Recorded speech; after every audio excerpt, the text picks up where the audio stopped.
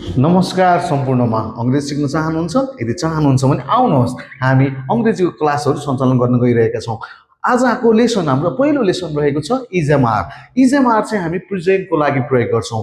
म सन्चै छु भन्दा आई एम फाइन, हु धनी छ भन्दा ही इज रिच, उनीहरू स्मार्ट छन् भन्दा दे आर स्मार्ट। यहाँ बुझ्नै पर्ने कुरा आई भन्ने सब्जेक्टसँग हामी प्रेजेन्टको लागि एम को प्रयोग गर्छौं।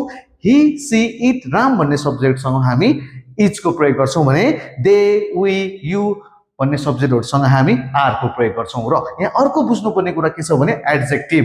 एडजेक्टिभ भनेको नेपालीमा हामी यसलाई विशेषण भनेर भन्छौं। कुनै पनि सब्जेक्टहरुको बारेमा केही कुरा थपेर अथवा विशेषता जनाउने शब्दहरुलाई के भनिन्छ त एडजेक्टिभ भनेर भनिन्छ। जस्तो कि rich, big, honest, beautiful, good, fine, smart यिनीहरु के हुन् त एडजेक्टिभहरु हुन्। जस्तो कि उनी राम्री छिन् भन्दा हामी के भन्छौं त अब सी इज ब्युटिफुल भनेर भन्छौं।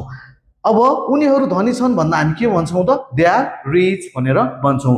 यदि तपाईहरु आफ्नो अंग्रेजीलाई सुधार्न चाहनुहुन्छ भने हाम्रो यो टिकटक च्यानललाई सब्स्क्राइब गरिदिनु हुन म यहाँहरु सम्पूर्णमा हार्दिक अनुरोध गर्न चाहन्छु। धन्यवाद।